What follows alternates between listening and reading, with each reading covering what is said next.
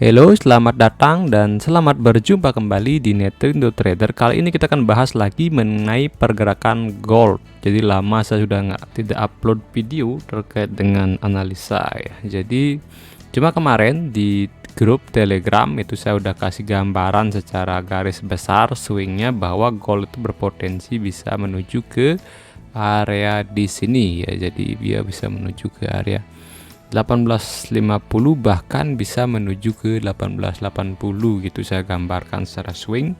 Jadi yang kemarin sudah buy di area di sini, area demandnya. Kenapa bisa menuju di sini? Karena di sini ada area demand yang sangat kuat dari gold. Jadi kemarin itu analisa saya bahwa gold itu kita bisa buy di sini ya. Kenapa di sini kita buy gitu kan?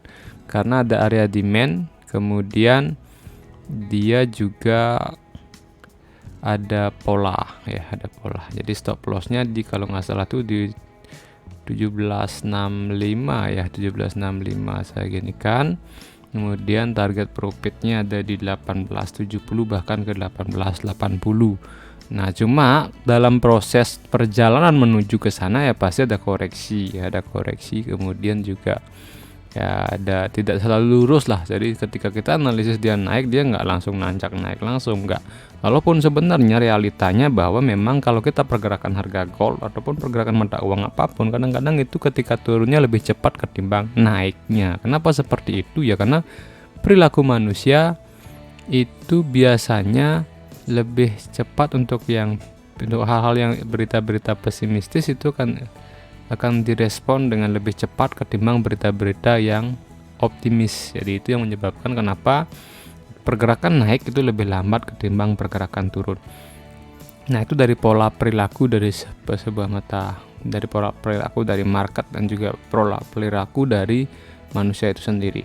Nah, itu secara pergerakan secara ini, secara swingnya. Kemudian untuk yang jangka pendek itu di sini gold pernah tertahan lama itu di area di sini ya, 1830 sampai 1833 ya, itu adalah area yang selalu ketika mencapai area itu dia terpantul jauh ya. Kalau kita lihat dari pengalaman-pengalaman sebelumnya, nah ini di sini adalah area-area resistennya gold ya. Jadi ini adalah area resistennya gold.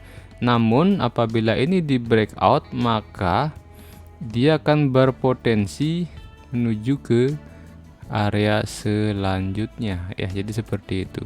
Nah, ini adalah area yang perlu diwaspadai, jangan langsung buy di sini kalau kalian terlambat ngebuy di bawah ya.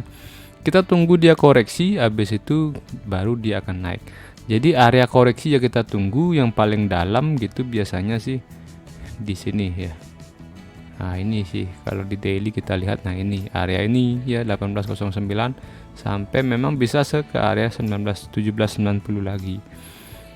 Nah, itu pun kalau ini di breakout baru kita jangan berharap bahwa gold itu adalah bullish lagi. Jadi analisa swing yang kemarin saya gambarkan sampai ke 1880 itu sudah gagal.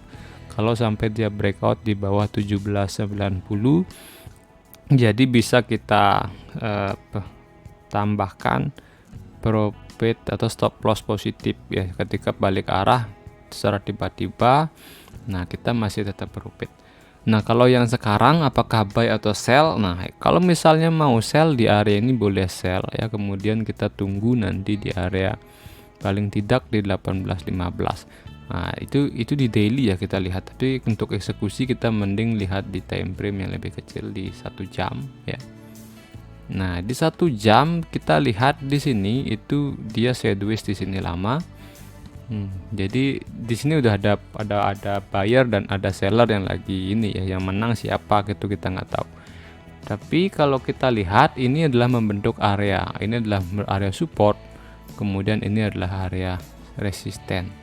Nah, biasanya kalau dia membentuk area memblok atau dia membreakout menjebol area resisten di sini, maka gold bisa naik lebih tinggi lagi dan kemungkinan bisa membreakout area ini ya. Jadi seperti itu.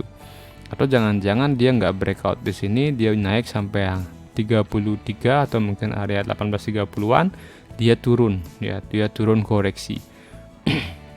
Jadi kalau kita menunggu momentum buy itu bisa kita tunggu di sini ya 18, atau ditunggu di sini ya 1822.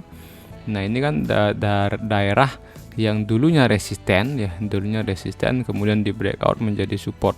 Nah ini tandanya bahwa dia bisa kita tunggu area untuk buy di sini sebenarnya ya, sampai di 1820 gitu ya. Tapi kalau ini di breakout maka gold bisa turun lebih dalam lagi, itu bahkan mungkin bisa ke area di sini lagi ya. Jadi seperti itu, ke area 1800-an atau di area 1809 ini. Di sini baru kita buy. Jadi seperti itu. Nah, mungkin itu yang bisa kita perhatikan untuk pergerakan gold hari ini. Atau jangan trading aja dulu gitu ya. Kita tunggu aja nanti di area-area di sini ketika terjadi pola pembalikan arah yang masif. Nah, mungkin seperti itu untuk gold ya, pergerakan gold. Jadi rekomendasi saya adalah tunggu breakout untuk buy, atau tunggu di sini untuk buy dengan stop loss di sini ya. Itu anggap ini misalnya tidak ada gitu ya. Jadi asumsi saya misalnya dia break ya, maka kita bisa tunggu buy di sini. Ya, stop lossnya di sini, target profit di 18. Kalau 1840 masih saat di atas ini ya, jadi bisa di 1850 lah ya, 1843 atau di sinilah ya, gitu seperti itu. Nah kita bisa tunggu buy di sini. Tapi kalau ini kita lihat hati-hati di sini ya, ini di breakout maka dia kena stop loss ya.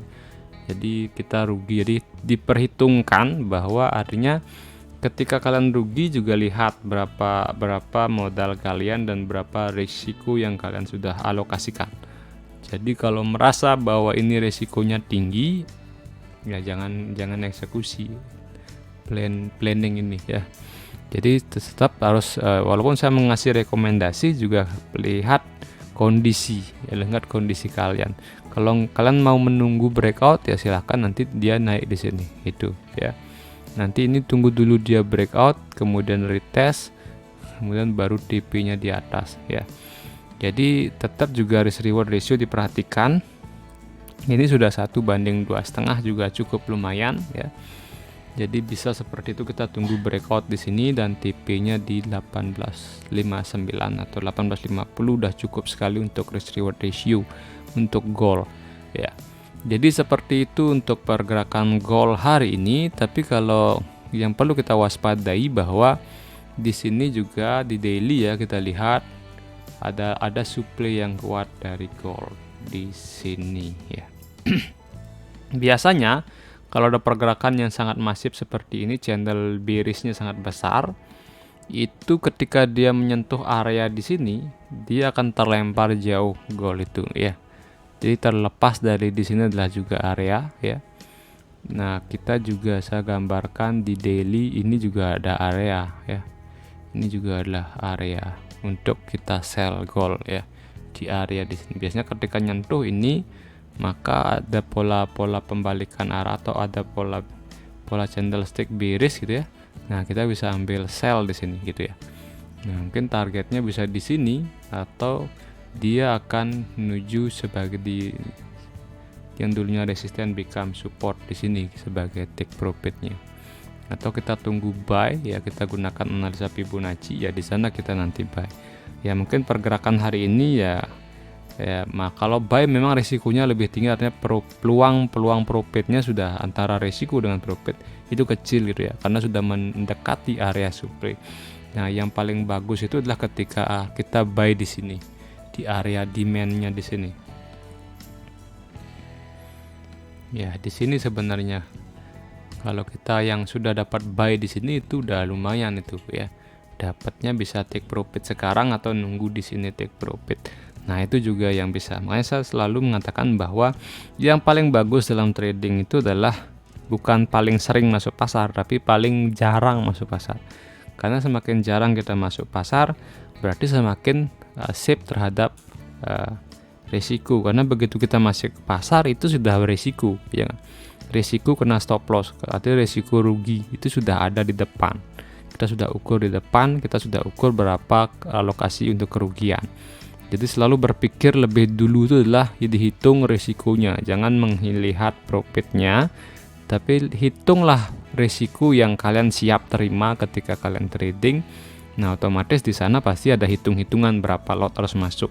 Nah, itu, dan saya udah buat video terkait dengan itu, dan kalian bisa lihat video tersebut di kolom deskripsi terkait dengan pemasangan stop loss dan menghitung berapa risiko dari setiap open posisi yang kita lakukan. Oke, mungkin sekian dari penjelasan saya dan analisa saya. Saya selalu kasih disclaimer di bawah, di deskripsi bahwa analisis trading itu nggak 100% benar dan nggak ada analisis yang 100% benar. Itu ada pola-pola, artinya ada memang margin errornya, margin of errornya ya. Jadi seperti itu. Jika memang analisa teknikal itu 100% benar, maka orang pasti menguasai satu analisa teknikal, dia pasti sudah kaya raya, nggak seperti itu ya. Artinya jika 100 orang belajar analisa teknikal yang sama, itu belum tentu 100 orang itu semuanya sukses gitu ya. Semuanya juga sukses di dunia trading. Tapi kenyataannya tidak 100 orang itu. Mungkin 80, bahkan mungkin hanya 20% yang sukses. Karena memang penentu dari trading itu bukan tentang analisa teknikal saja, tapi juga di sana terkait dengan adanya psikologi seseorang ya, psikologi trading disebut. Ada orang yang pintar analisa teknikal tapi nggak mampu menahan profit lama ya. Jadi selalu dihantui dengan rasa takut.